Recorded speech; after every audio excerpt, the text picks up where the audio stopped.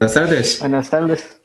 En el plan del curso, hoy está en la lección 9, ver aprendizaje generativo, que ya lo tuvimos muy breve en el repaso, pero me da la impresión ahí por preguntillas y cosillas que no queda muy claro. Entonces, la idea de hoy es presentar un poquito la teoría otra vez, pero rapidito, y a enrollarnos las mangas e ir con Octave a clasificar un set de datos, que vamos a hablar un poquito de ese set de datos en un momento.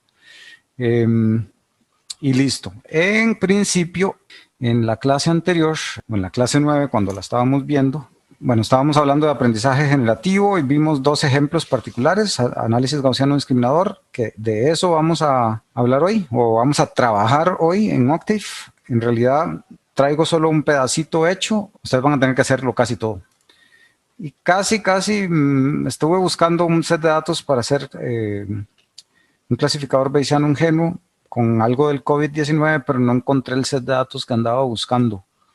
Yo creo que simplemente porque todavía no existe. Entonces, bueno, ahora les comento un poquitillo más qué sería eso. Cuando sobrevuele el clasificador bayesiano ingenuo.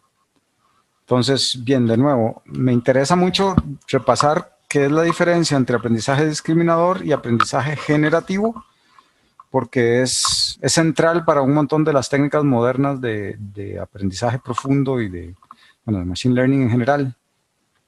Entonces, hasta ahora lo que hemos trabajado en detalle es el aprendizaje discriminativo, en donde a mí me dan un vector X y yo les produzco directamente quién es la clase. Okay, eso es, por ejemplo, en Softmax. Si tengo 3 clases, yo le meto aquí un vector X, vectorial, y esta cosa entonces me va a producir aquí un 1 si es la clase 1, aquí dispara si es la clase 2, y aquí dispara si es la clase 3. De hecho, aquí un 1 y los dos en ceros, un 1 y los otros dos en ceros, o un 1 y los otros dos en ceros. A eso le decimos one-hot encoding. Lo que en principio podemos ver aquí, después nada más tenemos que analizar cuando yo le meta un X, quién es la clase 1, y eso en principio me va a partir el espacio de entradas o el espacio de características, el espacio de este X, me lo va a partir en las clases. Si estoy en 2D, por ejemplo, entonces me va a decir, ok, lo vamos a partir así. Todo lo que esté aquí es clase 1, todo lo que esté aquí es clase 2, todo lo que esté aquí es clase 3. Eso es típico del aprendizaje generativo.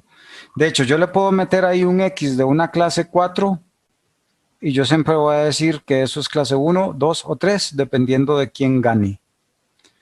Ya habría que meterse con otro tipo de trucos para poder decidir si algo que le estoy metiendo a este clasificador pertenece o no a una de estas 3 clases. Si esto fuese, por ejemplo, un softmax, sabemos que el softmax me produce una probabilidad. Ahí casi que es imposible saber entonces si es o no una de estas 3 clases, porque siempre la suma de las 3 clases va a dar 1. Si usamos otra cosa, si usamos una red neuronal artificial, puede ser que sí lo logremos en el sentido de que si no es ninguna de las 3, los 3 valores que me va a decir podrían ser muy bajos. Pero ya eso es como una información aparte, o un truco, una capa de análisis de esta salida aparte de lo que haría un clasificador discriminador. Ok, entonces en principio probabilísticamente lo planteamos así, dados los parámetros de lo que sea que tengamos aquí. Si yo le meto un X, ¿qué probabilidad hay de que este X pertenezca a la clase Y? Pero me lo dice ya directamente. ¿Ok? De nuevo, regresión logística, softmax, todo ese tipo de cosas son discriminadores. Las redes neuronales son también clasificadores discriminadores. En el aprendizaje generativo, que es el tema de la clase, la idea es aprender más bien al revés. Es aprender una cajita, que esta cajita corresponde ya a la clase, digamos, a la clase 2. Y esta cajita sabe solo entender cosas de la clase 2. Entonces, dada la clase, esto es lo que significa aquí, dada la clase, si yo le meto un vector X, que esta cosa me diga, sí, es probable que esto sea mío, o sea, que sea de la clase 2, o no, no parece que esto sea de la clase 2. Y entonces, bueno, esto se usa mucho en medicina para tener modelos que me digan si un cáncer es benigno o si un cáncer es maligno. Podríamos usarlo, y es lo que yo andaba buscando, sets de datos, donde tuviéramos aquí una matriz de síntomas binarios, digamos, y un diagnóstico, por ejemplo, que me diga, ok, ¿tiene tos? ¿Sí o no? ¿Tiene temperatura alta? ¿Sí o no? ¿Perdió el olfato? ¿Sí o no? Ok, entonces, o sea, que aquí me den esto y que al final un médico haya dicho, bueno, los tests hayan dicho si este señor tenía o no tenía COVID, o desarrolló el COVID o no desarrolló el COVID. Entonces, si tuviéramos una tabla de estas, podríamos plantear un modelo para tiene COVID y otro modelo para no tiene COVID. Y así entonces tendríamos cada modelo por separado. Entonces, cuando queremos predecir, evaluamos cada modelo por separado, el modelo de la clase 2, el modelo de la clase 1.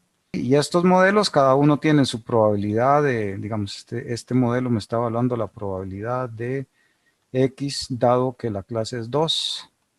Y este modelo me está evaluando la probabilidad de X dado que la clase es 1. Entonces al final yo tengo que tomar una decisión con esos dos valores. Que ahorita en un momento vamos a ver cómo combinarlos para predecir bien.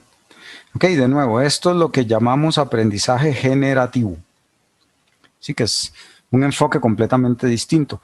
Aquí sí puede ser posible que o sea, el modelo ya lo tiene intrínseco de que cada uno de estos me puede decir, no, no parece ser de esta clase. O sea, que la probabilidad que él me devuelva con un dato de entrada es muy baja y esta también, y un tercer modelo también.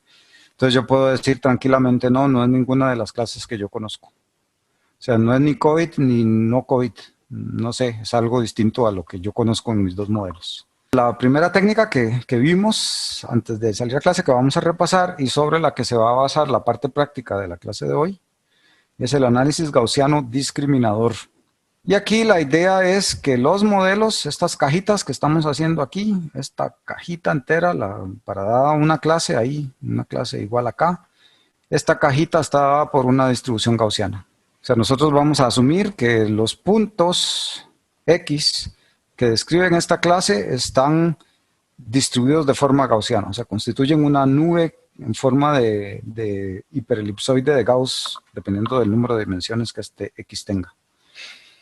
Entonces, no sé, si estamos en 2D, entonces es muy probable que estos X se centren alrededor de un vector media, y ahí conforme nos alejamos de ese punto, ahí va bajando la probabilidad. ¿Ok? Entonces, ahí de vez en cuando vamos a tener puntillos ahí afuera, pero son cada vez menos probables. Y esto sigue una distribución gaussiana, donde la forma aquí, si buscamos curvas equiprobables, entonces vamos a tener ciertas elipses. ¿Ok? Y estas elipses o esas formas están codificadas a través de esta matriz de covarianza. ¿Sí? La matriz de covarianza sigma. ¿Ok? Pero entonces, en el análisis gaussiano discriminador hacemos esa suposición de que estos puntos siguen distribuciones gaussianas.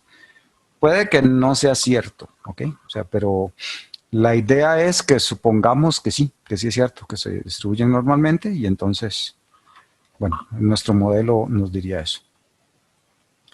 Esto sería la probabilidad de X dado Y. ¿Tienen preguntas hasta aquí? No, profe, está claro. Perfecto. Ahí vamos a ver cuando ya haya que meterse en Octave a programar esto. Ahí empieza a hacer esto más interesante. O sea, ahí ve uno si sí entendió o no. En el ejemplo que vimos en la clase, que va a ser distinto en lo que vamos a hacer en unos momentos, pero voy a repasar este como punto de entrada. Asumimos que yo pueda tener dos clases, la clase y igual 0 y la clase y igual 1. Sí, o sea, un clasificador binario se llama eso. ¿Okay? Solo dos clases. Y si tenemos un clasificador binario, yo puedo asumir que la probabilidad de que sea la clase 0 o sea la clase 1 va a estar dada por una distribución de Bernoulli. ¿Sí? ¿Todos recuerdan esto? Este es el parámetro que me dice cuál es la probabilidad de que sea la clase 1. De tal modo que si Y es clase 1, o sea, Y puede valer o 1 o 0. Entonces, si Y es 1, entonces esta cosa vale phi. O sea, la probabilidad de ser Y es phi. Y si Y vale 0, entonces este sería phi a la 0, entonces esta cosa es S1. Y aquí me queda 1 menos phi elevado a la 1, entonces sobrevive 1 menos phi. O sea, que Y sea igual a 1 tiene probabilidad phi y que Y sea igual a 0 tiene probabilidad 1 menos phi. ¿sí? Tiene que ser alguna de las dos clases. Y por otro lado, vamos a suponer que la probabilidad, sabiendo yo que es la clase 0, es que esos puntos X sigan una distribución gaussiana, que está de esta forma, ¿ok? Donde aquí vemos que tengo las medias de 0 para la clase 0, y de forma equivalente para la clase 1 tengo una media aquí de 1 para la clase 1. Pero lo que hace el GDA es asumir, que ahorita vamos a ver en ese ejemplo real que tenemos, que no es cierto, pero esa es una suposición que hace este método, que las matrices de covarianza son las mismas para todas las clases. ¿Ok? Entonces seguimos el mismo patrón de siempre, planteamos la verosimilitud, que la verosimilitud estaría dada por el producto de todas las probabilidades de cada muestra por separado, donde para hacer esto estamos asumiendo que el proceso es I y D. De nuevo, que era I y D. Esto nos va a hacer tanta compañía en todo el curso. La primera I, ¿qué es? ¿Independiente? Independiente. Sí. Independiente. Esto era independiente, idéntico y la de lo que no recuerdo. Idénticamente distribuido. Distribuido. O sea, lo que está diciendo es que esta distribución probabilística que está aquí se cumple para todos los datos de la clase 0. Para todos los datos de la clase 0 siguen exactamente la misma distribución. Y esto que está aquí, todos los datos de la clase 1 la siguen. No importa cuál dato. O sea, la generación de esos datos siguió un proceso estocástico que los escupe, siguiendo esta distribución probabilística. Pero es la misma para todos, por eso idénticamente distribuidos. Y lo de independiente significa que el proceso me haya dado un dato no dice absolutamente nada de otro dato que me haya dado. O sea, no hay absolutamente ninguna correlación, son estadísticamente independientes. Y cuando hay independencia estadística, entonces la ocurrencia de todos los datos la puedo ver simplemente como el producto de la probabilidad de cada uno de los datos por separado. ¿Ok? Este producto lo puedo usar debido a que son I y D. Si no fueran I y D, no puedo usar el producto. Tengo que usar otras cosas. Bien. Entonces, esta verosimilitud logarítmica, vean que lo que me está dando es la probabilidad conjunta de ver a X y Y, los dos. O sea, de ver tanto que el dato y su clase de forma conjunta.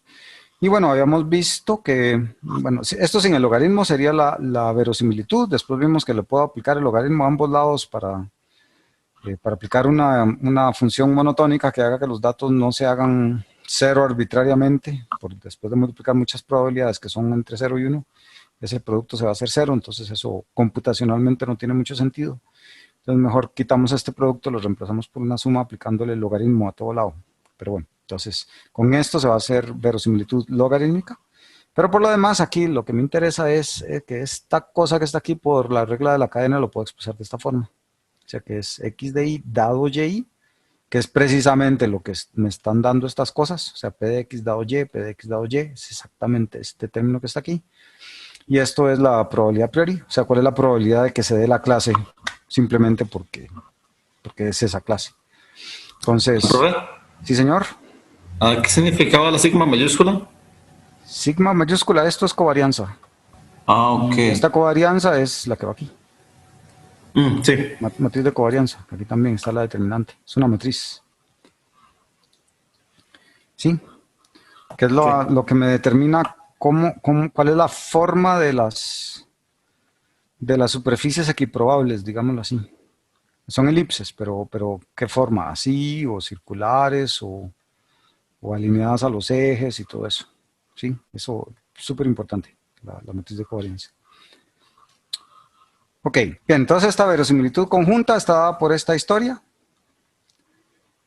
Que vean que es distinto a la probabilidad condicional que veíamos en la regresión logística. De nuevo, aquí estamos viendo una verosimilitud conjunta de x y y a la vez, que lo podemos expresar de esta forma, x dado y por y.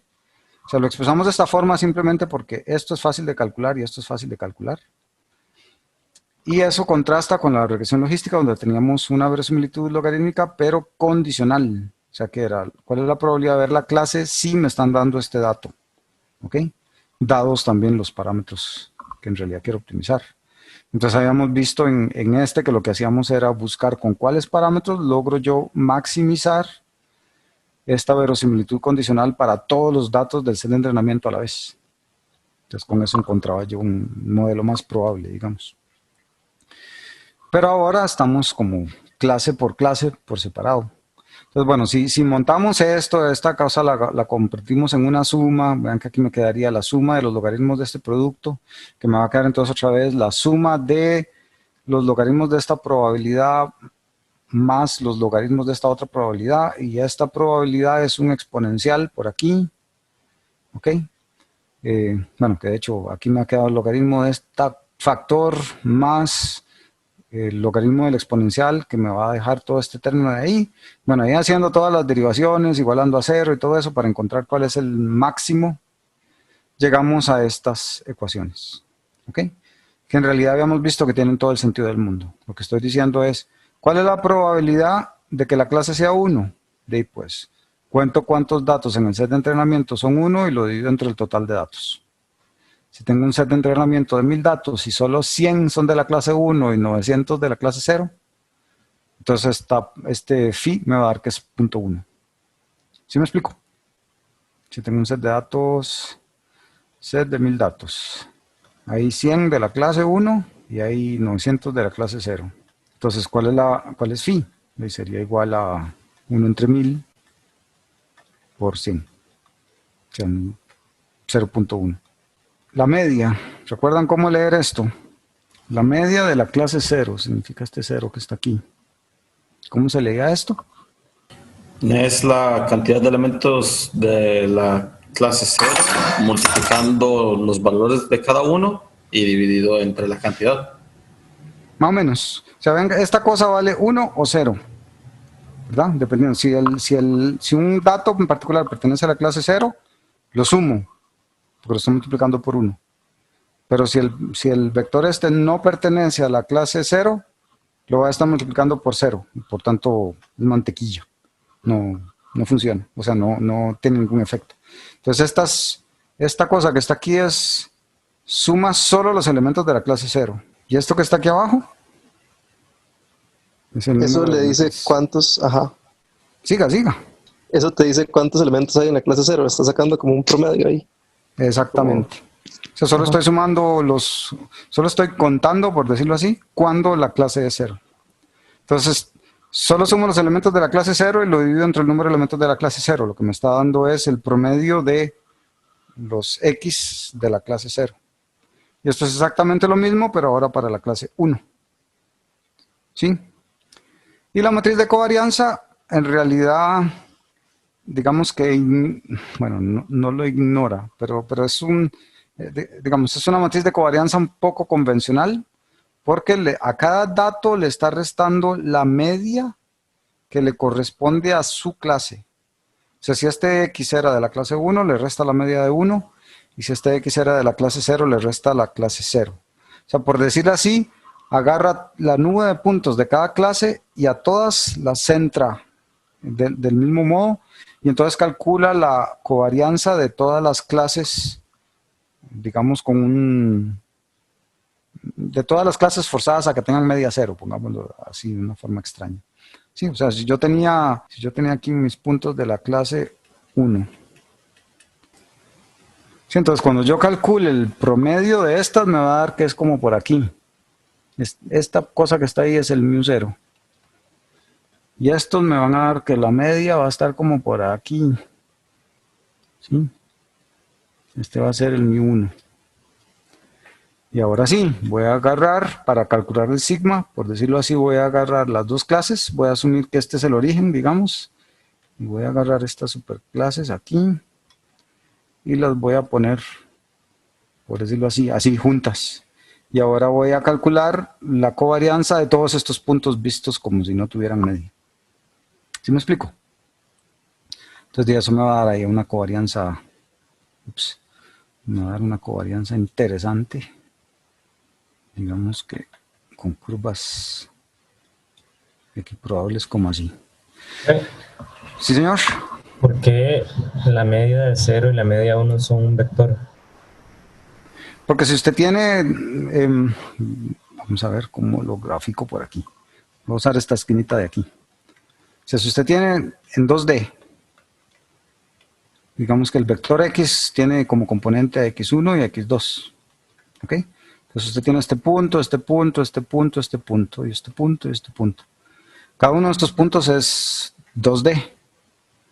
Si usted suma un vector 2D más otro 2D más otro 2D, etcétera, etcétera, la suma de todos estos vectores le va a dar una cosa 2D.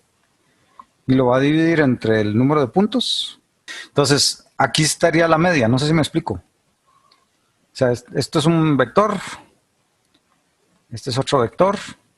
Si yo sumo estos dos vectores, entonces la suma me quedaría por aquí, más este otro vector, ya me daría un punto por allá larguísimo, más otro vector por aquí, otro punto larguísimo, no sé si me explico.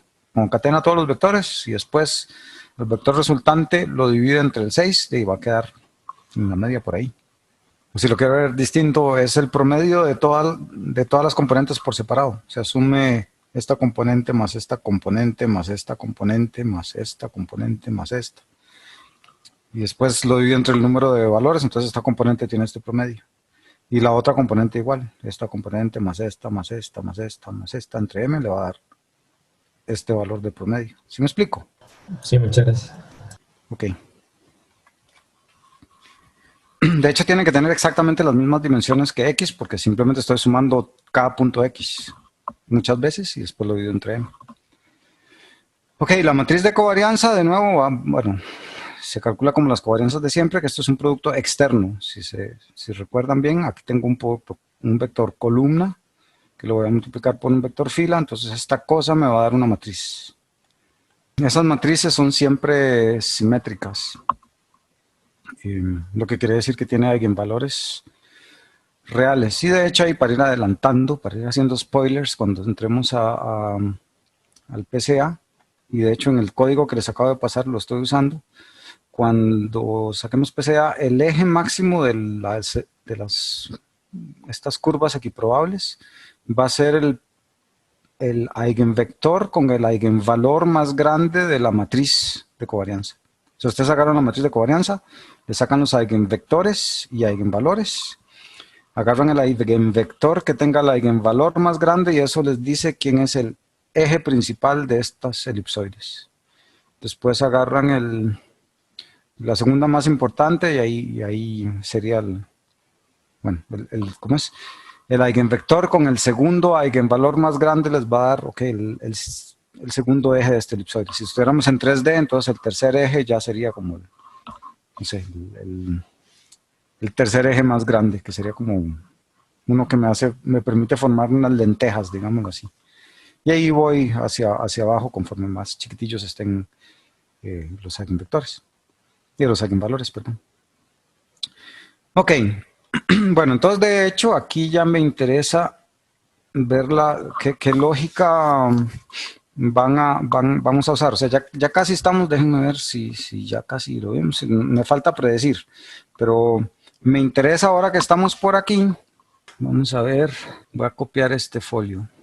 Esta cosa que tenemos aquí, ¿qué hubiera pasado si yo tengo 3 clases? ¿Qué hubieran esperado ustedes? ¿Cuál sería la lógica? Esto, digamos, venía de que era una distribución de Bernoulli, pero ya no tenemos una distribución de Bernoulli, ¿verdad? Esto era Bernoulli. Ahora, ¿qué tendríamos? ¿Se acuerdan cómo se llamaba la distribución? No, multinulli era. Multinulli, sí, exacto. Entonces, esta cosa se llama distribución categórica o distribución multinulli. Multinulli es así como de cariño, categórica es el nombre oficial. Ok, en la distribución de Bernoulli o categórica voy a traerme aquí la clase 5.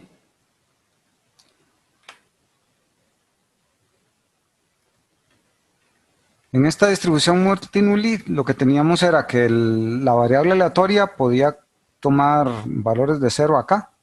O sea, puede ser la clase 0, 1 o 2, digamos. O sea, en el caso de tener 3 clases, K es igual a 2. Entonces tengo la clase 0, la clase 1 y la clase 2. Entonces el parámetro de la distribución es vectorial, donde en este caso tendría 2 valores que van de 0 a 1. Y cada valor lo que me dice es cuál es la probabilidad de que el elemento pertenezca a la clase 0 o la 1. No se dice la clase 2, porque la clase 2 tiene que ser 1 menos el producto, bueno, 1 menos la suma de los otros P's, ¿cierto? O sea, la probabilidad de que sea una de las 3 clases tiene que sumar 1. O sea, la probabilidad de que sea la clase 0 más la probabilidad de que la clase sea 1 más la probabilidad de que la clase sea 2, eso tiene que sumarme 1. Pero entonces, como tienen que sumar 1, entonces la tercera clase siempre está, por decirlo así, limitada a lo que me den los otros 2 P's. Ok, entonces, bien, esa es la distribución probabilística que necesitaríamos usar cuando tenga 3 clases. De hecho, el caso que vamos a usar, lo estoy diciendo 3 clases porque el caso que vamos a usar es así. Se va a tener la probabilidad de que sea la clase 0, la probabilidad de que sea la clase 1 o la probabilidad de que sea la clase 2. La suma de estas 3 cosas tiene que dar 1, o sea, P0 más P1 más P2 tiene que dar 1. Y entonces, como esta cosa, bueno, esa cosa no, pero la distribución de la clase la vamos a representar la probabilidad de que Y sea la clase, bueno, la probabilidad de Y prácticamente nada más, es igual a la probabilidad 0 elevado a la 1, Y igual 0, por la probabilidad de 1, 1, Y igual 1, por la probabilidad 2, 1, Y igual 2. ¿Sí? Donde en realidad probabilidad 2 está dado como 1 menos probabilidad 1 menos probabilidad 2. ¿Sí entienden esto? O sea, esto tiene que dar 1, entonces nada más despejo aquí P2, paso estos 2 a restar al otro lado. Entonces este P2 es este que está aquí. Y en realidad con esta cosa, y nada más es una forma concisa de expresar okay, que P0 es la probabilidad de que la clase sea 0, P1 de que la probabilidad sea 1 y P2 de que la probabilidad de que la clase sea 2. ¿Sí? O sea, esto es la generalización de bueno, eso que acabamos de ver es la generalización de esta Bernoulli, que es de la que se usan 2 clases, pero ahora como tenemos más de 2 clases, entonces ahora necesitamos más parámetros, que serían todos estos parámetros que están aquí. Pero ahora sí viene la pregunta, a pura intuición, sin tener que plantear la verosimilitud logarítmica y derivar y poner a cero y hacer todo eso. ¿Cómo calcularían ustedes quién es P0? Yo les doy un set de entrenamiento. ¿Cómo calcularían ustedes quién es P0? O sea, ¿cuál es la probabilidad de que ocurra la clase 0? 1 menos la probabilidad de todas las demás. Sí, pero todavía no conozco las demás. O sea, usted lo que tiene son datos. O sea, aquí digamos estábamos calculando la probabilidad de que la clase fuera 1. Pero ahora, ok, ¿cómo calcularía cuál es la probabilidad de que la clase sea 0? Saco estas medias y covarianza y uso la fórmula de la otra presentación. Es decir, de la otra diapositiva. Covarianza no tiene mucho que ver en el asunto todavía. Es muy ¿no? simple. Yo les doy a ustedes 10 datos. Y en esos datos hay 3 de la clase 0, 3 de la clase 1 y 4 de la clase 2. ¿Cuál es la probabilidad? O sea, ¿qué inferencia pueden hacer ustedes estadística de esa muestra de 10 datos que tienen a disposición del set de entrenamiento? Si asumimos que es representativo de todo el conjunto de posibles datos, ¿quién sería? Profe, no se puede sacar igual a como está ahí planteada. Sería la cantidad de veces que hay una clase 0 entre la cantidad de datos. Exactamente. Así de fácil. Sí. Solo lo que hago es contar cuántos datos en mi set de entrenamiento pertenecen a la clase 0 y lo divido entre el total de datos. ¿Quién sería P1? La misma historia. Todos los Pero el datos. profesor no toma en cuenta el dato que me están dando. O sea, es Vamos a una ver, probabilidad para cualquier dato. Exacto. Eso es exactamente lo que significa P0. ¿Cuál es la probabilidad de que si yo le doy a usted un dato, ese dato pertenezca a la clase 0? Eso es lo que significa P0. ¿Sí? O sea, Ok. sin verle nada al dato, nada más, tome, aquí hay un dato, ¿a qué clase pertenece? Entonces, con lo que usted conoce de su set de entrenamiento, usted lo que puede es estimar estas probabilidades que las podemos llamar a priori, o sea, probabilidades de que solo por cómo se comporta el set de entrenamiento, si ese set de entrenamiento me representa muy bien al conjunto total de datos, yo puedo inferir, ok, hay una probabilidad de esto de que sea clase 0, de esto de que sea clase 1 y de esto de que sea clase 2, que obviamente tiene que ser a 1 menos la suma de las otras 2, sí, pero también lo podemos hacer así Asumiendo que solo puede ser clase 0, 1 o 2, entonces tenemos esas tres probabilidades. ¿Sí me explico? Sí, entonces, de igual forma, bueno, esta no cambia. La media de la clase 0 es simplemente sumar todos los x que pertenecen a la clase 0. La media de la clase 1 sumo todos los x que pertenecen a la clase 1 y tendría también un μ2, que sería igual a la suma de igual 1 hasta m de 1 y igual 2 por x sub i. O sea, sumo todos los elementos que pertenecen a la clase 2 y lo divido entre el número de elementos de clase 2. ¿Sí se entiende? Sí, profe, pero ¿para qué queríamos las probabilidades a priori? Porque para calcular, ya lo vamos a ver en la predicción. O sea, recuerden que aquí lo que vamos a querer cuando predecimos, bueno, vámonos de una vez a eso. Bueno, antes de ir a la predicción, solo quiero estar seguro de que entendieron aquí la extensión que le acabamos de hacer. Eso es lo que quiero que programemos en unos momentos. ¿Sí? O sea, aquí tenemos una generalización, ya lo voy a hacer GDA para más de 2 clases, que es una generalización bastante trivial, ¿no? Casi que lo único que tuvimos que hacer es, bueno, si ahora voy a usar estas probabilidades a priori de esta forma, y listo, ¿sí? O sea, el modelo que voy a tener para cada clase va a contener una media, el sigma, que en realidad es común para todas las clases, y la probabilidad de que la salida pertenezca a esa clase. ¿Sí? Estos son todos mis parámetros. Con estos dos parámetros, en realidad lo que estoy planteando es la probabilidad de ver un x dado y igual a esta clase. ¿Sí? Que estamos asumiendo en este caso que esta cosa es una distribución normal con mi y sigma. ¿Sí? Bueno, mi acá, póngame aquí. ¿Sí se entiende el concepto? O sea, la idea es, voy a tener varias clases, cada clase va a tener su modelo probabilístico. Y bueno, voy a tener unas probabilidades a priori que voy a poder combinar para encontrar lo que en realidad quiero. ¿Ok? En la predicción yo lo que después quiero saber es, ok, alguien me da un dato, X. ¿Cuál es la probabilidad de que ese dato pertenezca a la clase 1? Eso es en realidad lo que yo necesito saber. Pero lo que yo calculé en el entrenamiento, o sea, lo que yo acabo de calcular es al revés, la probabilidad de X dado Y. ¿Sí? O sea, esto es lo que acabo de agenciármelas para poder calcular. ¿Ok? Y entonces la regla de Bayes lo que me dice es cómo lo combino. O sea, P de Y dado X es P de X dado Y por P de Y. Aquí es donde usted necesita la probabilidad a priori, dividido entre P de X. ¿Dónde P de X? Es todo esto. ¿Ok? Vean que en el caso de 3 clases, lo único que tendría que sumarle aquí yo es la probabilidad de Y2 por la probabilidad de Y igual 2. ¿Sí se entiende? De hecho, por eso quiero que lo programemos, porque cuando uno programa las cosas a veces le quedan más claras. O sea, en los discriminativos ya uno nada más le dice, este es X, y él le dice, ok, eso es la clase tal. Pero en los generativos no. En los generativos lo que yo tengo es un modelo por clase. Ese modelo por clase que acabamos de ver está dado por estas dos cosas. Por un lado el P de X dado Y y por otro lado el P de Y. Eso es el modelo generativo que usualmente tengo por clase. ¿Ok? Y ahora si yo quiero clasificar, voy a tener que estimar esto para todas las clases. O sea, quiero ver, ok, ¿qué tan probable es que sea la clase 0? ¿Qué tan probable es que sea la clase 1? ¿Y qué tan probable es que sea la clase 2? Y de las 3 probabilidades voy a seleccionar la más probable.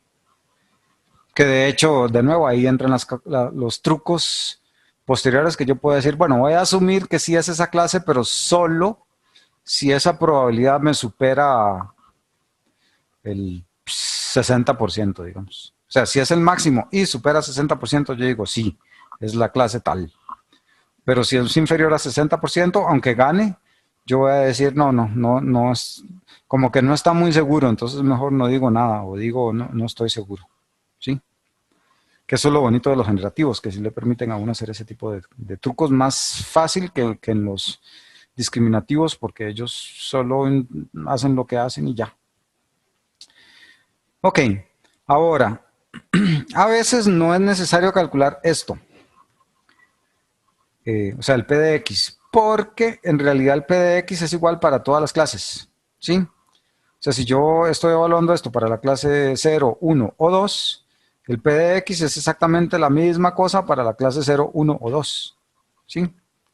Entonces, si mi interés de por sí va a ser calcular cuál es la máxima probabilidad a posteriori, se llama esto. Si yo quiero calcular la máxima, pues este PX no me afecta en nada. Entonces, basta con que yo calcule este producto de arriba y ya. Entonces, el que me dé máximo, ese ganó. Obviamente, eso lo puedo hacer si no me interesa el valor de la probabilidad. Por ejemplo, con eso que les estaba diciendo, si necesito el valor de probabilidad para poder pasarle un umbral, de que yo quiero estar muy seguro de que es esa clase, entonces sí voy a necesitar calcular esto para calcular esa probabilidad. Pero si solo me interesa decir, quiero saber cuál clase ganó, entonces no necesito esto, ¿sí? O sea, el máximo de esta cosa dividiendo al X o sin dividir al X es el mismo, ¿sí? De hecho, a veces, y en el ejemplo que vamos a usar es por pura casualidad, es el caso, el número de datos en el set de entrenamiento de las 3 clases es el mismo. Por ejemplo, en el caso que vamos a tener, tenemos 50 datos de la clase 0, de la clase 1 y de la clase 2. Cuando las 3 probabilidades, las 3 probabilidades a priori son idénticas, o sea que la probabilidad de y igual 0 es igual a la probabilidad de y igual 1, que es igual a la probabilidad de y igual 2, si son idénticas, entonces ni tan siquiera tengo que hacer este producto ni calcular esto porque todos los datos son iguales. Entonces basta con calcular, ok, quién tiene esta verosimilitud lo más alta posible. Verosimilitud en el sentido bayesiano. ¿Ok? ¿Estamos claros? ¿Sí se entiende la idea? Sí. Ok.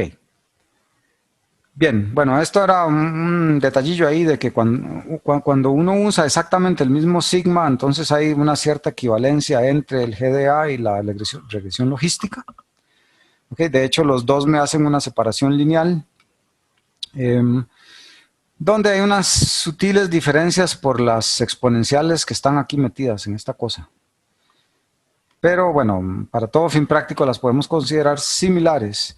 Importante de toda esta historia es que hay digamos, la diferencia central que está entre los dos métodos de regresión logística y estos discriminantes gaussianos, ya para fines prácticos, es que toda esta derivación que se hace en los discriminantes gaussianos suponen que esta distribución de los datos para una determinada clase son gaussianas. Esa es una suposición muy fuerte porque no necesariamente es así. O sea, yo puedo tener unos datos que hacen una tira rara ahí que de gaussiano no tiene nada. Entonces, cuando esto no es compatible, o sea, cuando mis datos no satisfacen lo gaussiano, el GDA no se comporta tan bien. Cuando yo puedo saber mis datos son gaussianos, o sea, por algún motivo de que yo sé esto viene de un proceso muy complicado, así es que sé que son datos gaussianos, y yo puedo haber hecho experimentos que me demuestran que en efecto mis datos son gaussianos. Entonces, en realidad, yo no voy a necesitar muchísimos datos para poder hacer esta estimación. Entonces, eso es fantástico. Alguien me está rayando ahí la pantalla. Qué barbaridad. Ok, les estaba diciendo, entonces, si mis datos, aunque sean pocos, yo sé que son gaussianos, con esos pocos datos yo voy a poder hacer un muy buen clasificador. El logístico en realidad no parte de ninguna suposición de cuánto están distribuidos los datos. Así es que la regresión logística les va a poder clasificar cosas más extrañas, o sea, cuyos datos se comportan de formas muy raras, pero como no tengo ninguna suposición sobre cómo se comportan esos datos, voy a necesitar más datos para que funcione bien. Entonces, bueno, es un compromiso. Si tengo datos gaussianos, puedo usar GDA con menos datos y se va a comportar bien. Si tengo datos que no son gaussianos, no lo puedo hacer. Hay otra cosa ahí, bueno, pero es un cambio relativamente fácil de hacer y es, ya no se llamaría GDA, eso sería un estimador estadístico más que otra cosa. Y es que si ya conozco las clases de todo, yo puedo estimarle también un sigma a cada clase por aparte, ¿sí? y calcular las probabilidades después con estos sigmas por aparte. Pero bueno, eso ya no sería GDA, eso es otra cosa. Cuando estemos viendo métodos no supervisados, vamos a ver un algoritmo que se llama el Expectation Maximization.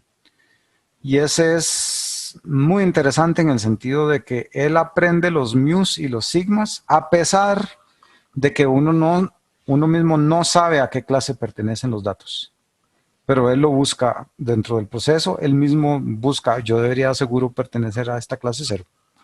Y él empieza ahí a ajustar el sigma de 0, ahí sí hay un sigma para cada clase, y él empieza a ajustarlos para cada clase por separado. En realidad es un método súper poderoso y es también como una de las piezas de Lego fundamentales en Machine Learning. Ok. Bien, eso era con respecto a este método. El segundo método que habíamos visto, no lo voy a repetir, que fue el clasificador bayesiano ingenuo. La idea de este era que yo tengo vectores binarios para el ejemplo que vimos, donde lo que me dicen es si una palabra está en un diccionario, yo quería clasificar si eso es spam o no. Como les decía, esto lo podemos usar también ahora con COVID, que yo me defino un vector donde me dice si el paciente tiene un síntoma o no. Sí, o sea, el paciente tiene aquí este síntoma, no, este síntoma lo tiene, sí, este no. Por ejemplo, síntoma o alguna condición, por ejemplo, es fumador, es asmático, tiene tos, ¿cuál era la cosa? ¿Tiene alguna deficiencia renal? ¿Qué otras cosas hay por ahí? ¿Fiebre? Fiebre, sí. Y hay otras cosillas por ahí, ¿verdad? Bueno, hay un montón. De hecho, anduve buscando si ya hay publicados sets de datos de esto, pero supongo que por privacidad de datos de pacientes y eso, y por el enorme interés comercial que hay con estas cosas, no encontré. Sí encontré varias bases de datos, pero de fotos de pulmones y esas cosas. Pero esa es otra historia que también podríamos ver en el curso, pero no vamos por ahí. Esa sí es un poquillo más complicada. En todo caso, digamos, podemos tener muchos pacientes donde cada paciente tiene uno de estos y nosotros queremos decir tiene COVID o no tiene COVID. ¿Sí?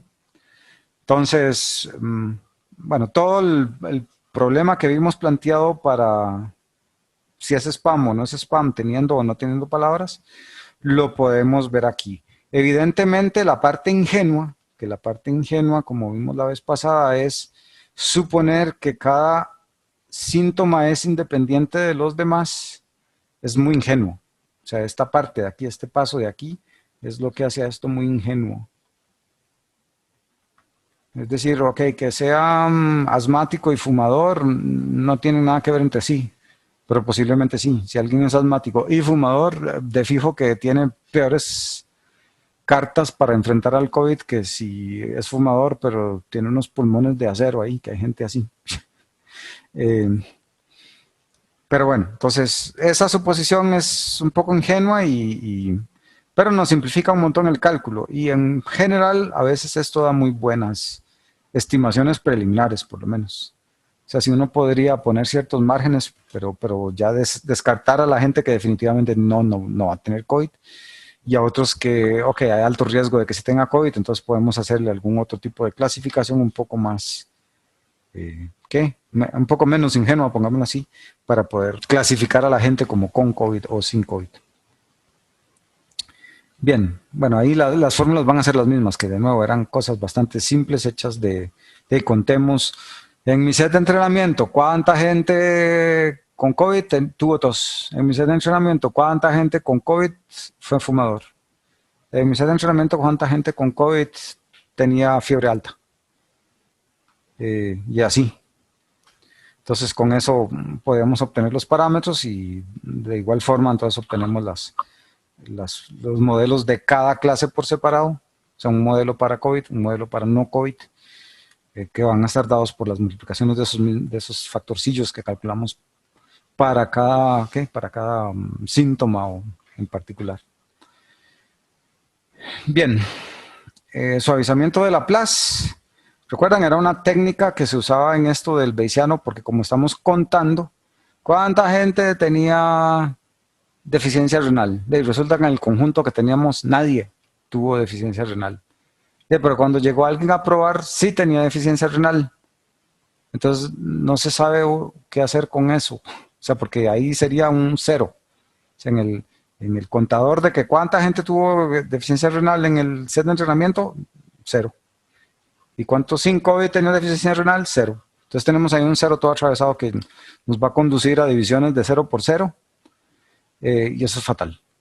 Entonces que lo que habíamos visto con suavizamiento de Laplace es, por decirlo así, inicialicemos todo con 1. O sea, inicialicemos que en mi set de entrenamiento al menos hubo alguien con deficiencia renal con y al menos hubo alguien con deficiencia renal sin. O sea, artificialmente los inicialicé con 1 todos. De tal modo que al final, cuando llegue alguien con deficiencia renal me dice, bueno, hay uno con y hay otro sin. Entonces, la probabilidad que usted tenga COVID por la deficiencia renal es 50-50. O sea, que en realidad no le está diciendo nada, pero por lo menos le está produciendo una división por 0. O un 0 entre 0, que es peor, porque ese ni tan siquiera sabe uno qué hacer. Bien, y eso era el suavizamiento de Laplace. Prácticamente sumarle aquí un 1 y al final dividirlo entre k, cuando uno hace todas esas estimaciones, que es equivalente a haber inicializado todo con 1 en vez de 0. Ok, bueno, voy a dejar por aquí, ahora sí nos vamos a ir a jugar. Todos abran Octave. En el TEC Digital, en ejemplos, o sea, en documentos, ejemplos, lección 9, les subí 3 archivitos. IrisMath es una matriz del set Iris. El set Iris es uno de los sets más estándares y viejillos que hay. Vamos a ver si esta cosa me deja. Aquí está. El set Iris en realidad mide ancho y largo de pétalos y de sétalos. Los pétalos, bueno, los pétalos de flores son los pétalos que todos conocen y los sétalos son la cosa verde que está por detrás, que no sé si aquí se ve. Bueno, serían como estas cosas que están por aquí. Ok, hay esta especie iris, y hay iris setosa, iris versicolor, iris virgínica. Entonces, en ese set de entrenamiento están los anchos y largos de los pétalos y los sétalos de las 3 clases. Ok, entonces, una es ancho, otra es altura, la otra el ancho y el altura, uno de pétalo, otro de sétalo. O sea, son datos cuatridimensionales. Hay 50 datos para el iris setosa, 50 datos para el iris versicolor y 50 datos para el iris virgínica. En esta matriz que yo les subí están esos datos, pero medio convertidos para Octave, para que Octave los entienda. Entonces, la clase está en la 5ª columna y es 0, 1 o 2. Este archivito que les subí aquí ya les carga y hace un despliegue, pero es medio tramposo. Vamos a ver cómo se los enseño. Ok, load Iris. Ok, les acabo de comentar que los datos son cuatridimensionales. O sea, tenemos ancho, altura de una cosa, ancho, altura de otra. Aquí yo estoy ploteando los datos en 3D. Que hice con la 4ª dimensión y ¿por qué? Bueno, para plotear esto estoy usando una cosa que se llama análisis de componentes principales, que es una de las técnicas que vamos a ver cuando estemos en las cosas no supervisadas y en las cosas de análisis de datos y todo eso, que precisamente lo que me permite es proyectar esos datos en 4D, proyectarlos a 3D de una forma en la que yo sé que la dimensión que estoy dejando por fuera es la que menos información estaba aportando. Y ahí yo veo que, mira, sí, en realidad parece que los datos están medio separadillos. O sea, circulito es de una de las tipos de iris, o sea, clase 0, o este es clase 1 y clase 2, o al revés, no importa quién clase es qué, pero cada dibujito de estos pertenece a una clase distinta. Entonces parece que sí están distintos, digamos. Esta parece sí que es totalmente distinta, o sea, no hay problema. Esta sí está como un poco más confusa. Lo que no sabemos es si la 4ª dimensión que dejé por fuera puede ser que sí permitiera separar estas clases un poquito mejor. De nuevo, esto es aquí solo para poderlo ver, o sea, para que uno tenga una intuición, y aquí puedo usar GDA. Es la gracia de a partir de ahora. Yo no tengo eso programado. Les tengo un ejemplillo ahí de GDA. O sea, que también se los puse en GDA. Que hace GDA muy básico, así en 2D. Ahí está un ejemplillo que hace un GDA así. Ok, o sea, tenía uno los dos datos y pone uno esta cosa y ya. O sea, entonces prácticamente hizo ahí el análisis. Ya tiene la matriz de covarianza del mu para poder aplicar después quién es la probabilidad. Entonces lo que quiero que intentemos programar en los 40 minutos que quedan es el GDA para estos tres datos. Desde cero. En realidad, si ustedes usan scikit-learn o una de estas cosas en Python, ya está, nada más uno tiene que from scikit-learn GDA estos datos y tará, ya está listo, pero es muy sin gracia porque uno no entiende nada. O sea, uno no entiende qué está pasando por debajo y es lo que me interesa que bueno, que ustedes empiecen a avanzar rapidísimo con esto para plantear, ok, ¿cómo calculo los modelos de cada clase? Ahí para jugar un poquitillo con Octave. Y teniendo ya ahora sí los tres modelos, ¿cómo puedo calcular la probabilidad de, si les doy un dato, cuál es la probabilidad de que ese dato sea de la clase 1, 2 o 3? ¿Estamos? Yo lo voy a ir haciendo aquí, pero me interesa que ustedes lo vayan haciendo también. Ok, bueno, esta cosa lo único que hace es leer esta matriz, que esta matriz está ahí toda sin gracia. De nuevo, estos son los datos así como están en el set de datos original, donde la última columna es la clase. Entonces, primero están los de la clase 0, después están los de la clase 1, y después están los de la clase 2. Y esta cosa carga los datos, así en una matriz que se llama raw, y de esos raw entonces rescata la última columna como la clase y el resto de columnas como el X. Y aquí el resto de esto, bueno, cuántos datos tengo en total, cuál es la media total, que eso no lo necesitamos para GDA, pero eso lo necesitaba para todo esto que está aquí. Es ese famoso Principal Component Analysis, análisis de componentes principales, que después podemos volver a este ejemplo cuando ya estemos en PCA para ver qué está haciendo, porque al final aquí lo que está haciendo es agarrando los datos y los estoy proyectando a un espacio 3D para poderlo ver. O sea, todo esto que está aquí es solo para poder ver esos datos que son de 4D, para poderlos ver en 3D.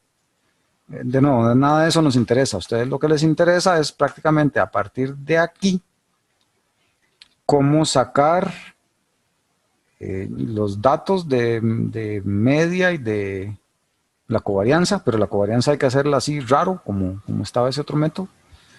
Y bien, ¿A priori? Entonces, ¿perdón? ¿La probabilidad a priori también? Sí, la probabilidad a priori también, pero aquí como les dije ya muy fácil, las tres clases tienen un tercio. Sí, porque bueno, yo les comenté que este set de datos tiene 50 datos de cada clase. Entonces me da 150 entre 150, un tercio. Y otra vez 50 entre 150, otro tercio, la otra clase, etc. Si quieren lo pueden calcular genérico por si no cambiara los datos.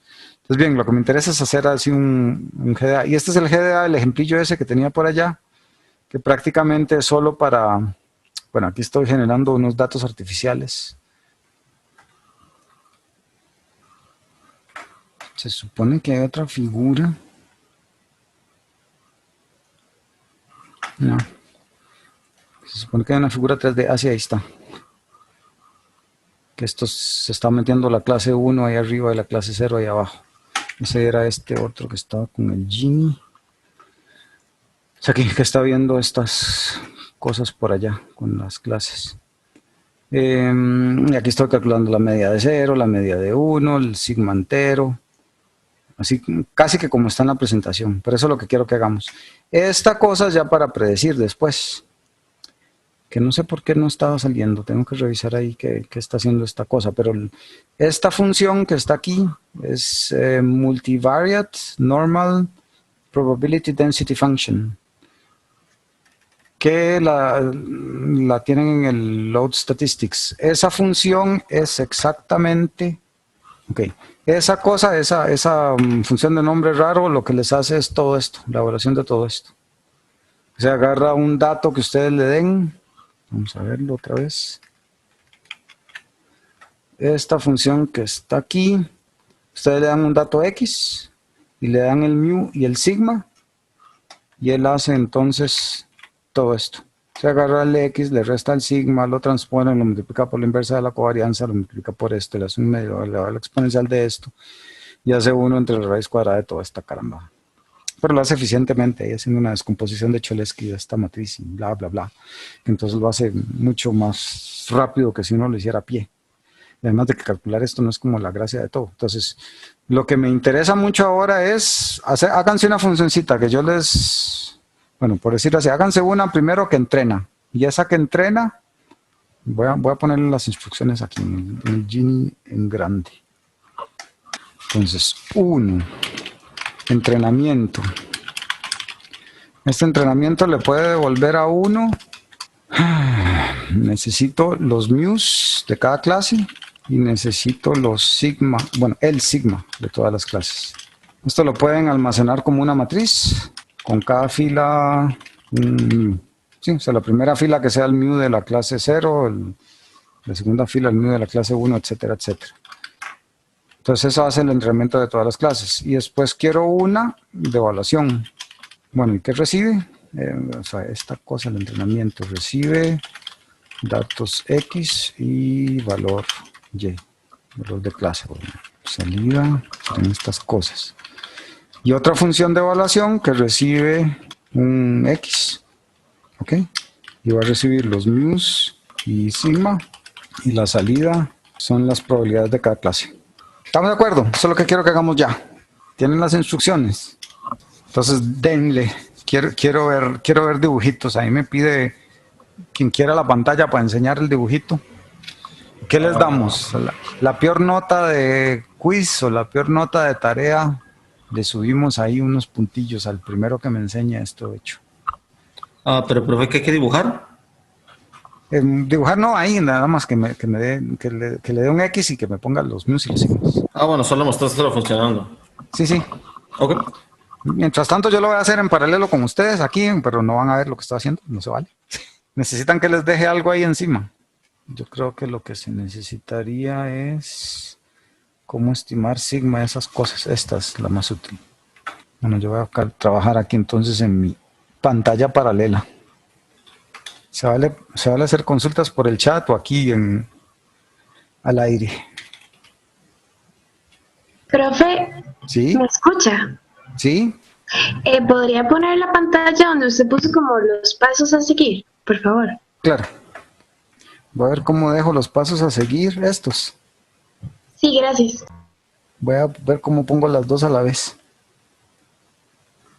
Profe, Sí, señor. ¿cómo se llamaba la función mágica que hacía el cálculo grande que usted no quería que hiciéramos a mano? Está aquí, se llama MV. Voy a ponerlo por aquí. Eso es Multivariate Normal. Aquí falta un PDF.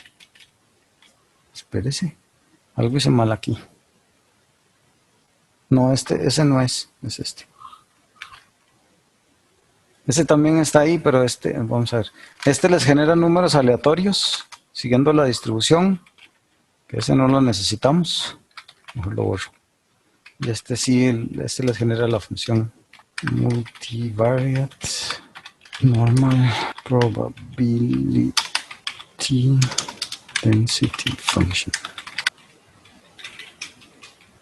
Profe, Sí, señor. ¿qué representaba cada columna de la matriz, perdón?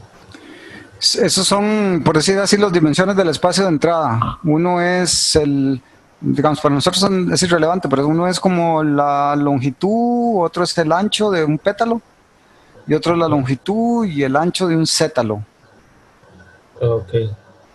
Que es, bueno, para nosotros no nos importa mucho, son features, y nosotros queremos clasificar si es el iris tipo 0, 1 o 2, dependiendo de esos datos. Ok, muchas gracias. Por ahí. Profe, Sí, señor. una pregunta. Ajá. Es con respecto al código que nos dio el de GDA en la línea 20. El de GDA en la línea 20. Déjeme ver. GDA, línea 20, sí, señor. O sea, a ver si la misma. No, en la 22, perdón. En la Porque 22, sí. Porque es que acomoda dos veces el x mu1 como uno encima del otro. Lo más probable es porque me haya equivocado. Bueno. Déjame pensar. ¿No sería como mu1 y mu0? O... Sí, lo que estoy intentando entender, sí, debería ser mu1 o mu0 o mu0 mu1. Pero no sé exactamente ahí para qué estoy haciendo eso tan raro. En especial porque ese sigma no sé qué significa. Ese sigma creo que es el de la matriz de covarianza, o no. Sí. Ah, bueno, sí, ya vi. Sí, en efecto aquí hay una pulga. Esto tiene que ser, cualquiera de los dos puede ser 0 o 1. Ok. Ya son los dos valores sin el, sí, sin la media, digamos.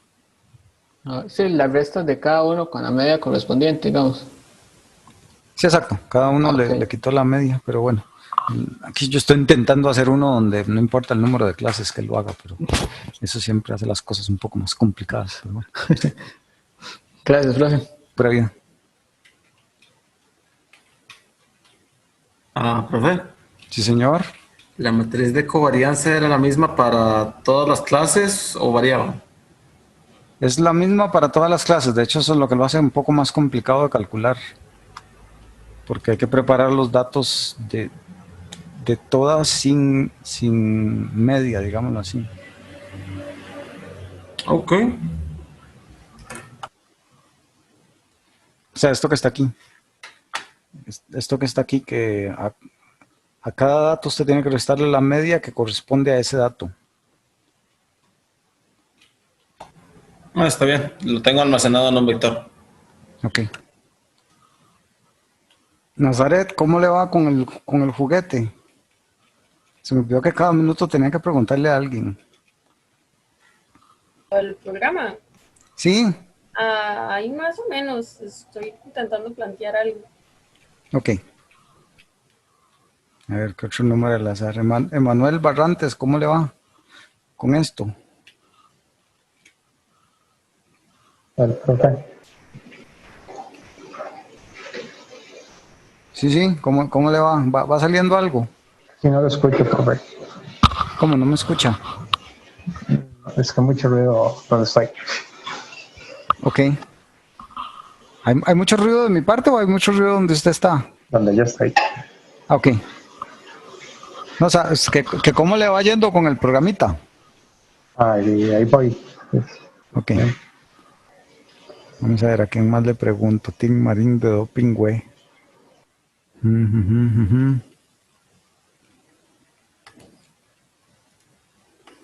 Bueno, ahí solo por si quieren ir comparando, a mí me dieron estos mus y estos sigmas. No pongo mis manos en fuego, pero por dimensiones parecen ir teniendo sentido. De nuevo, cada fila de mus es la media de una de las clases.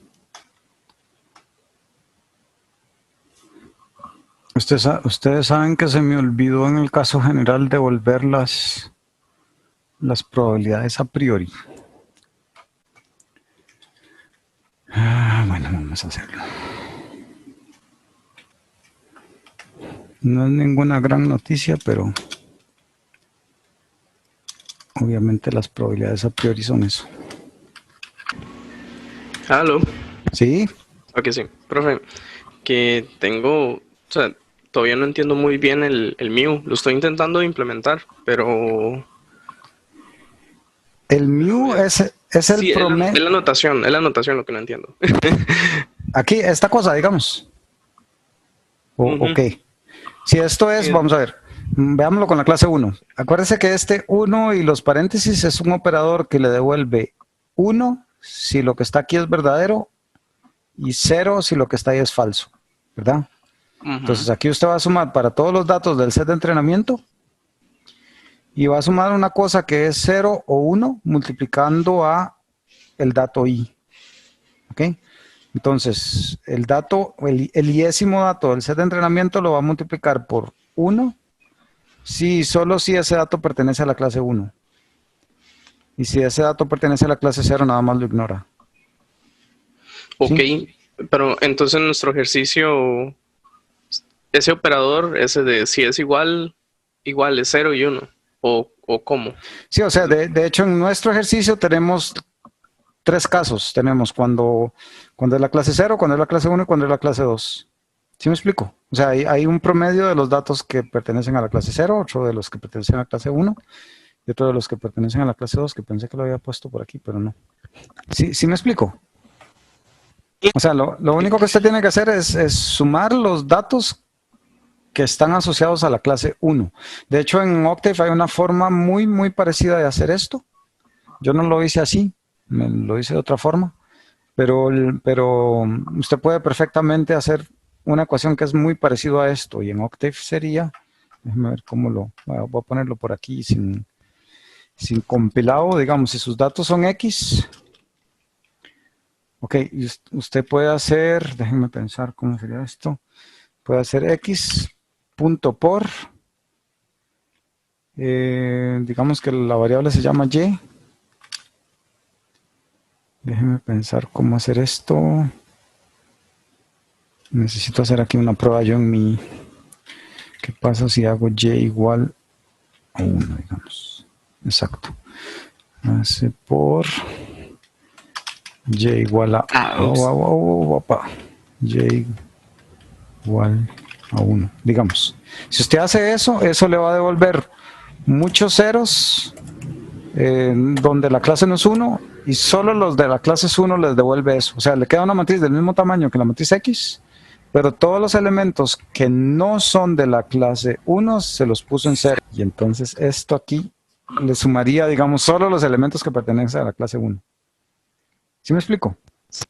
Sí, eso sí lo entiendo. Es que lo que no entendía era cómo conciliarlo con el set de entrenamiento. Es decir, para el entrenamiento yo me invento los datos. Para el entrenamiento yo se los di, que para eso les di ese load iris. ¿Dónde estaría entonces? Vamos a ver. Está en el TEC. Ah, perfecto. No lo sabía. Documentos, lección 9, aquí está Load Iris y Iris Math. Los dos, estos son los datos en sí y esto es el que le carga esos datos y se los muestra, pero como les digo, lo muestra solo como para dar una idea de cómo se ven en una proyección a 3D, porque en realidad los datos están en 4D. Sí. No, muchas gracias. Previa. Profe. Sí, señor. ¿Puede darle zoom a la pantalla con el Mew? No se ve muy bien. ¿Puedo darle zoom a cuál pantalla? A donde imprimió el Mew. Es que ya tengo eso y el Sigma. Ya sé que el Sigma me dio mal, pero el Mew tal vez. Vamos a ver si logro quitar esto aquí.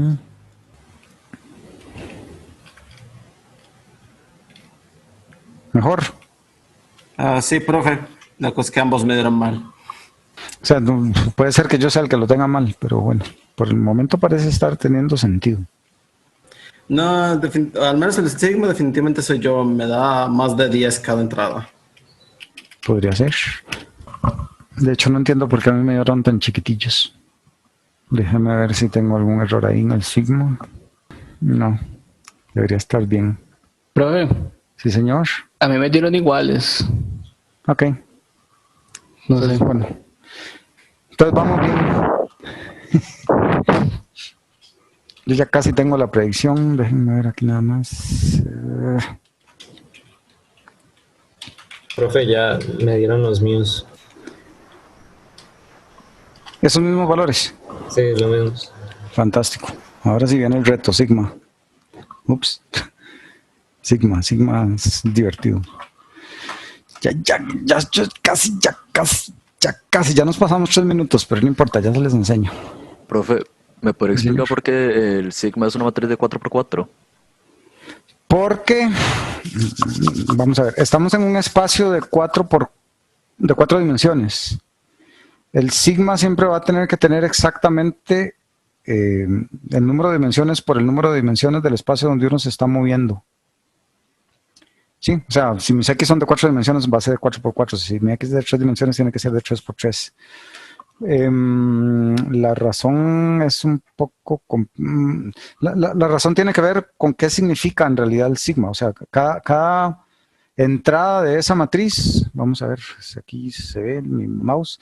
Esta entrada lo que me dice es cuál es la varianza de la variable 1, ¿sí? Con respecto a sí misma, o sea, la varianza de x1. Esta es cuánto varía x1 respecto a x2, que tiene que ser esto mismo, que es x2 respecto a... Si ustedes ven esta matriz asimétrica, siempre tiene que serlo. Pero como tengo 4 dimensiones, lo que esto me dice, ok, ¿cómo se comporta la primera dimensión con respecto a sí misma? ¿Cuánto varía? Esto es cuánto varía la primera dimensión respecto a la segunda. O sea, porque aquí toda esta fila tiene que ver con la primera dimensión. Entonces, de la primera con respecto a la segunda dimensión, la primera respecto a la tercera dimensión y la primera respecto a la cuarta dimensión. O sea, ¿qué tan relacionadas están? De hecho, que aquí un valor sea altillo quiere decir que si aumentan los datos en la primera dimensión, es altamente probable que también aumenten en la tercera. ¿Sí? Que este valor sea casi cero quiere decir que si aumentan los datos en la primera dimensión, casi que no afecta cuánto aumentan en la tercera, pero por ser positivo, sé que aumentan. Si aquí me hubiera dado un valorcillo negativo, quiere decir que si suben en una, bajan en la otra. ¿Sí me explico? Y como me expresan eso, la matriz de covarianza, entonces tiene que tener el mismo número de dimensiones, no puede tener más. Desde una perspectiva matemática, sale porque aquí está el producto punto, ¿verdad? Entonces esta cosa tiene 4 dimensiones, y el producto punto por la otra, que es 4 dimensiones, me tiene que dar una matriz de 4 por 4. ¿Sí me explico? Sí, profe. Previa. Profe, lo acabo de arreglar. ¿Qué pasó? Acabo de arreglar lo que me estaba dando mal, estaba haciendo mal el mío. Ah, ok. Daniel, tiene la mano levantada, ¿qué pasó? No avanzable porque yo no me doy cuenta. Estaba muteado a 2 lados. Ok. Que solo tengo la mano levantada, pero para otra cosa, pero tal vez también sea algo un poco de tal vez qué está pasando ahí. No, o sea, se lo está pasando como parámetro, pero si es uno de salida, o sea, dentro de la función ya GDA test. Porque perdón, si no, vamos a ver, este es un parámetro de entrada. Lo que él me está el error que me está diciendo es que mus está indefinido. Pero mus es un parámetro de entrada. El profesor sí, justamente, nunca tiene, no tiene un valor entonces, porque es de entrada. Sí, no, cuando yo llamé a esa función, esa cosa tenía un valor. ¿Me explico? Pues vamos a ver, vamos supongo. a ver. Aquí está, la llamada. Aquí está la llamada. De hecho es esto. Tiene un valor. Sí, es que si era nada más definido así, pues sí, no, pero... Bueno, ya encontré, ya me dijo la solución. Sí, no, gracias, ya me contestó. Yo muy ingenuo. Otro que quería comentarle, profe, es que, bueno, a unos compañeros se los dije porque están en otro curso, pero en esta página, Springer, la base de datos, Ajá. está regalando una serie de libros. Son como unos 200 libros tal vez. Bueno, no tantos, pero sí son 20 páginas así de las que ellos tienen sobre estadística, comportamiento, IoT, todo eso. Como es un paquete sobre la situación del COVID. Entonces quería ver cómo lo puedo compartir aquí a través del grupo, porque sí hay mucho sobre pues estadística y procedimientos estocásticos. Póngalo en la cafetería. Ahí, el enlace, perfecto. Sí, porque ahí todos tenemos acceso. Ok. Muchas gracias. No, vamos pues, a ver aquí nada. ahora. Ay. Pero no es que cuando multiplicas por la probabilidad es por punto por pi. No, ahí ya, bueno, es así. Afuera, pero no ahí. Anda mejor, pero muy mal. Está dando que es una probabilidad de 3. O sea, hay algo hice mal. Hay algún errorcillo de normalización, pero parece que todo está teniendo un sentido lógico más o menos. Profe. Sí, señor. La fusión mágica se supone que dé una probabilidad o un valor proporcional a la probabilidad. Da el valor de densidad de probabilidad, no de probabilidad, sino de densidad de probabilidad en el X que usted le da. O sea, puede dar un valor mayor que 1, obviamente. Ah, eso es lo que me estaba preocupando. Sí, no, porque como es densidad probabilística, probability density function, definitivamente puede darle más que 1. Por eso es que hay que normalizarlo después. Ok. Ah, ya vi mi error. Jaja. Profe, Sí, señor. y una pregunta, esa función MUNPF, la que usted nos mencionó, ¿es equivalente a a las que están en las presentaciones de P de X dado Y para cada clase? Exactamente. Bueno, sí, de hecho aquí lo estoy usando ya para calcular eso. Ok. Sí, vamos a ver, solo quiero probar que lo que estoy haciendo tenga sentido. Ok, bueno, vamos a ver. Entonces, aquí está el entrenamiento. El entrenamiento, bueno, aquí lo estoy haciendo muy genérico. No sé si conocen esta función unique. Eso lo único que hace es agarra el Y y me va a producir un vector que tiene los valores que solo aparecen, ¿cómo se dice? Que tiene los valores, pero en este vector solo van a aparecer una vez. O sea, el Y tenía un montón de veces 0, un montón de veces 1, un montón de veces 2. Pero entonces aquí solo me va a aparecer 0, 1 y 2 una vez. Entonces así ya tengo un vector que tiene los identificadores de las clases. Aquí le digo, ok, ¿cuántas clases tengo? Pues ahí me va a decir 3 en este caso. Voy a inicializar los mus, un x0 que va a tener mis datos sin medias, digamos, y las probabilidades a priori. Ok, entonces por aquí voy a irme de 1 hasta el número de clases que tengo y va a ser el identificador de clases. Creo que esto es una forma más fácil de hacerlo, pero por algún motivo alguna pulga tuve y no me dejó hacerlo en una línea. Aquí voy a tener los X de la clase. Entonces aquí lo que estoy diciendo, hey, deme los X solo cuando Y es la clase tal. ¿Sí? No sé si conocen esta sintaxis, es un poco loca en Octave. Creo que Python tiene algo parecido. Usa algo parecido, pero ¿cómo lo usa dentro de como parámetro? ¿Qué, perdón? Es que aquí está usando el Y es igual a 1 como parámetro. Y es igual ahí, o sea, esta cosa lo que me va a decir, esto es una sintaxis muy propia de Octave, lo que me va a devolver esto es todas las filas de X en los que este vector Y es exactamente igual a la clase I. ¿Sí? O sea, por ejemplo, esta cosa I va a valer 0, 1 y 2 en este caso. Entonces, todas las filas en las que el vector Y era 0 me van a estar en este XC y todas las otras no. O sea, XC de hecho aquí va a tener solo 50 elementos. Ah, qué conveniente. Yo lo hice con productos de vectores. Sí, que es la otra forma en que se les puse ahí, es totalmente válida, la otra forma, igual de rápida. Esta, de hecho, como tiene que crear una matriz nueva, puede ser que sea más lentilla que la otra. Ok, entonces calculo la media, que es nada más sumar todas las filas, y aquí de la media es dividir esa suma entre el número de filas. Ok, se lo voy a concatenar a los mus que llevo, y la probabilidad a priori para eso, igual, nada más le voy a concatenar, que es, ok, ¿cuántas filas tengo en esta clase? Dividido entre el total de clases en mis datos. Sí, y ahora este x0 es van a ser como mis x, bueno, da igual, le voy a concatenar nada más como nuevas filas a estas clases menos el mu que acabo de calcular. Entonces ya que al final tengo x0 sin los mus y calculo el sigma. ¿Sí se entiende? Sí. ¿Cómo era el x0?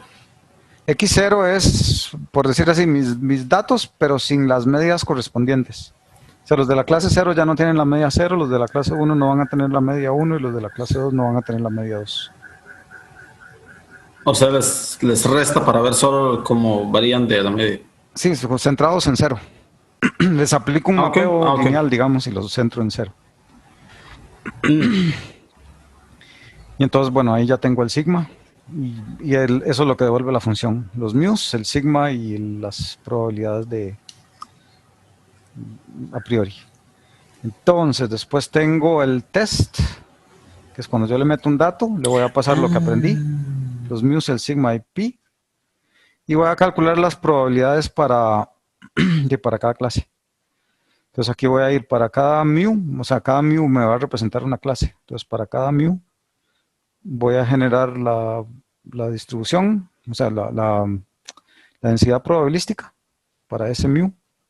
Esto lo que hace es evaluar el exponencial ese dividido entre los dos pi con raíces cuadradas y la determinante a la n y todas esas carambadas.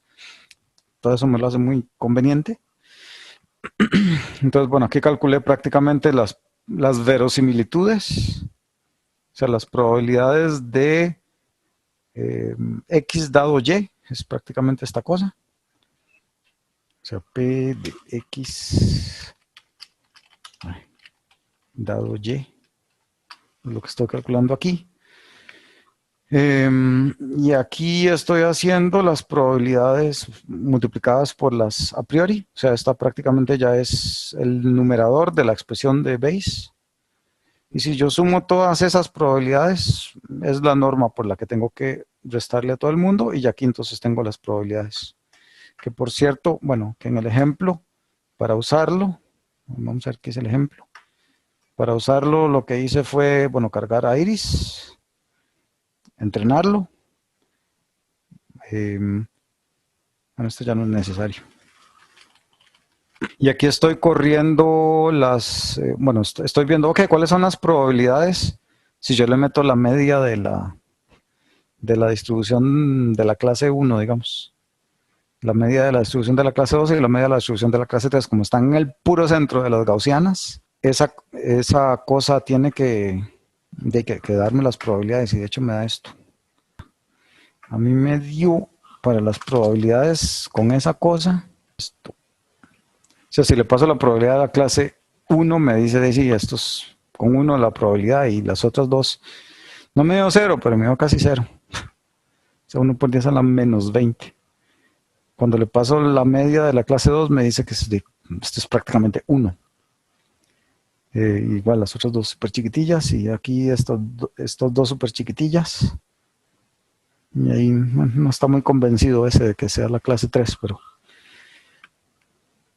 0.99985 de probabilidad, o sea, un 99.985 de probabilidad de que sea la clase 3. Pues sí está funcionando. Bueno, importante aquí es el hecho ese de que cuando uno hace el test, tiene que calcular varios modelos, ¿verdad? Para poder llegar a la probabilidad final, uno necesita calcular lo de la probabilidad de la clase 1, de la 2 y la de la 3 por aparte. Y después ya si ustedes quieren ver cuál clase ganó, hay que venirse aquí a ver cuál clase ganó. Que esta es la salida de cada modelo individual, digámoslo así. Entonces con eso espero que quede claro el concepto de generativo. Profe, ¿este código usted lo va a subir al Tech Digital o...? ¿Lo quieren o quieren intentarlo ustedes? Daniel, usted nada más hable. Quite el mute. Es que yo lo programé, pero de una forma muy diferente a la de usted. Entonces me gustaría también saber cómo las diferentes formas de programarlo. Sí, Octave tiene 40.000 formas de hacer las cosas. Sí, ustedes son unas funciones muy elegantes.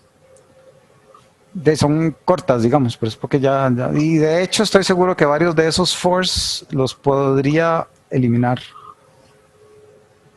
Aquí este no sabría cómo, bueno, sí sé cómo, pero es una sintaxis demasiado críptica, que es como para un broadcast que le pase esta función a cada fila de algo.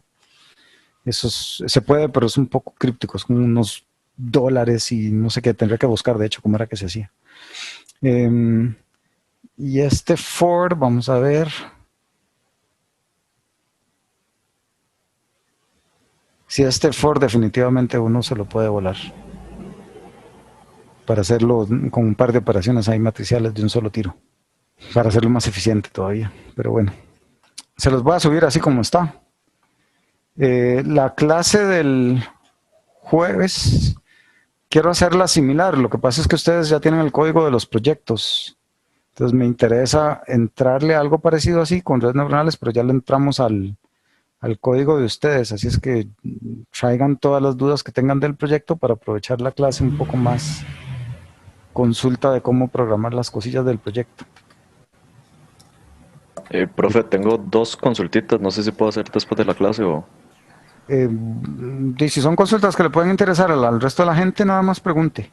Uno es sobre mi quiz, que de hecho que me está gustando mucho esta forma de dar la clase, que y estamos viendo código y todo esto, que no sé, lo siento como más entendible.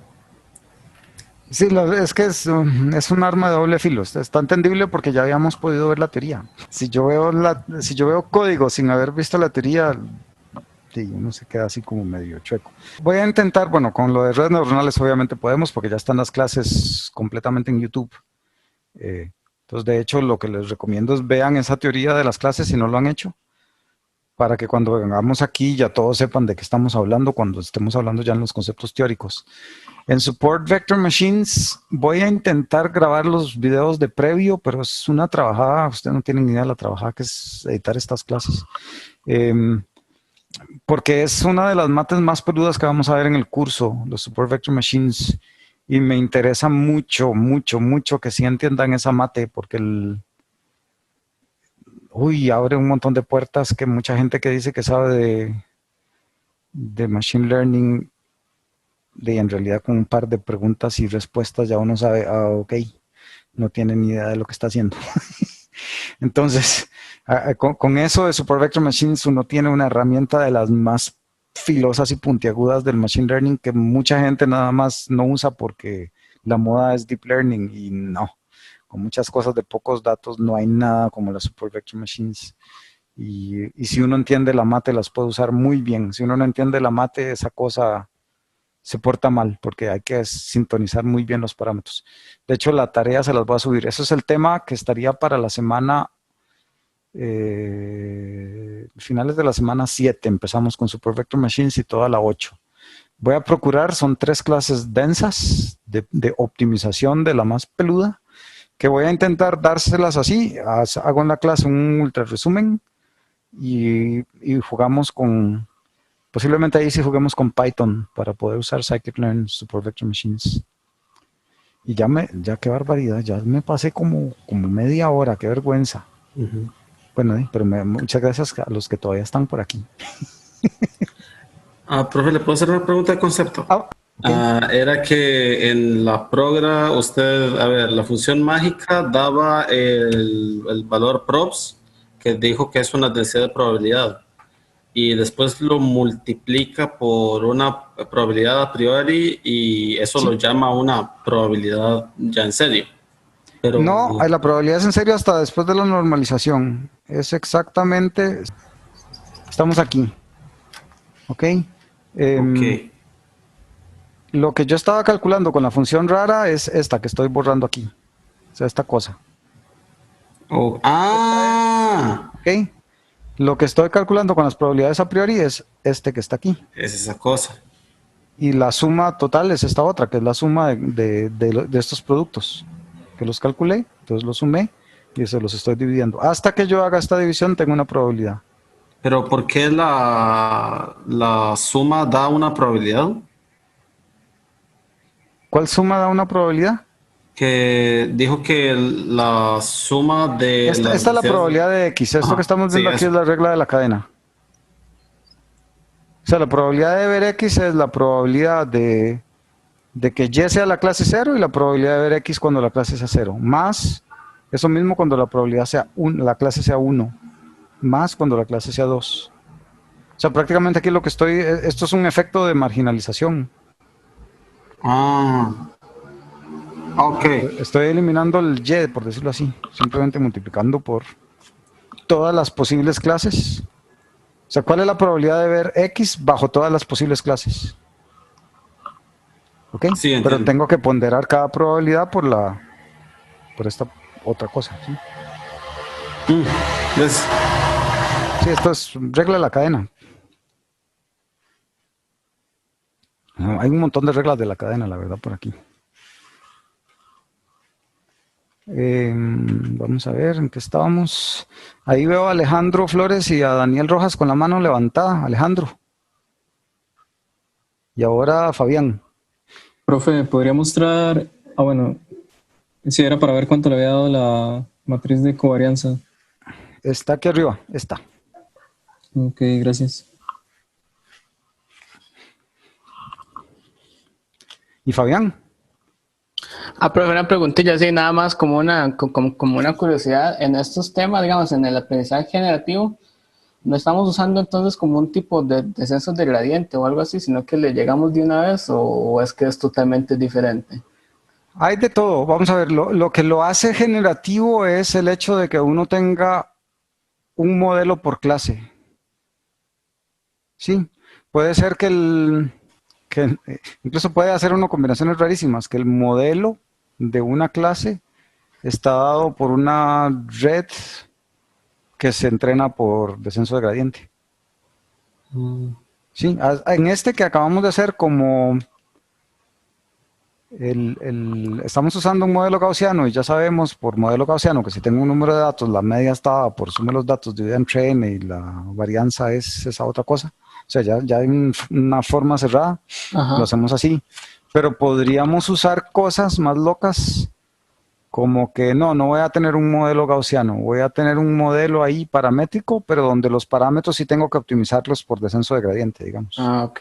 Con los datos. Entonces yo puedo empezar ahí a deformar esa cosa para que se ajuste bien a los datos.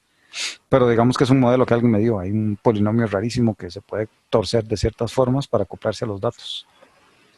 Esto es como el tipo de ecuaciones normales en la regresión lineal, en el primer ejemplo, o algo parecido, digamos. Más o menos, sí. Pongámoslo así, en la regresión lineal, por ser de la forma que es, cuando hacíamos, ok, ¿dónde está el mínimo? Nos daba esas ecuaciones normales, ya nos decía dónde está el mínimo. Ajá. Aquí, bueno, si usted tiene un conjunto de datos y quiere estimar cuál es la campana de Gauss que le describe a usted lo mejor posible esos datos, llega a que la media es igual a la suma de todos los datos entre n y que la desviación estándar o la matriz de covarianza se calcula de esa forma que lo calculamos. Desde esa perspectiva, eso es como las ecuaciones normales. Ok. Sí. Sí. Gracias, profe. Pura vida. Está bien. Bueno, voy a editar el videillo que creo que hay mucho que recortarle. Supongo que va a quedar apenas un poquito más de 1 hora. Y les voy a subir ese código por si lo quieren probar. Sin embargo, lo que no sé es qué prefieren, si les traiga el código listo o si lo hacemos como hoy, en donde yo mismo no lo tengo listo y hay que jugar, de echarlo a andar. Yo hoy les gané, así es que nadie se ganó los puntillos del quiz. De ahí no sé, pero como usted le quede mejor, no sé. En realidad yo puedo hacerlo desde antes y nada más se los enseño. Lo que pasa es que yo estoy convencido de que si uno no tiene ese pedaleo, uno no aprende tanto como si uno tuvo que pedalear un poquito. Parte de la forma que lo hicimos hoy, porque así uno más o menos pone en práctica lo que está tratando de entender. Sí, exacto. Y lo que me gusta a mí es cuando ustedes pierdan un poco el miedo y empiecen a preguntar, de que no me dejan ni tan siquiera avanzar en mi programita, porque me tienen a preguntas de lo que sale, porque ahí es, de hecho, es como las preguntas que acaba de hacer Bosa, de que ahí tenemos esas probabilidades y qué son y cómo se comen, y entonces uno ya empieza como a amarrar, sí, claro, esta es esta. Y entonces así se le saca más jugo, entiendo yo, lo siento yo, cuando uno tiene que intentar hacerlo. Lo único feo es que hay tan poco tiempo, porque dice, se va el tiempo volando. De hecho, vean que ya nos pasamos 20 minutos, más 20 minutos, 40 minutos llevamos de extra. Sí, a mí también me parece que como lo hicimos hoy está bien, profe. Pura vida. Entonces queda, lo intentamos así en varias. Eso sí, bueno, en unas voy a tener que ponerles entonces un video de previo y ustedes tienen que comprometerse de ver esa teoría de previo para cuando venimos tratar los problemas prácticos, digamos. Entonces vamos a ver. Está bonito. Me pone un reto a mí también porque tengo que grabar la clase y preparar los ejemplillos, pero está bonito. Seguro vamos a seguir usando mucho de los pétalos, porque es una base de datos bonita, está limpia, chiquitita y se pueden hacer bastantes juguetes. Y si alguien se consigue una de COVID, bienvenido sea. Ahí me cuentan. Bueno, ya, los dejo ir porque si no, ¿qué va? Ya les subo esto en el Tech Digital inmediatamente. Bueno, profesor, gracias. Bueno, nos vemos. Hasta luego. Gracias a ustedes. Gracias, profesor.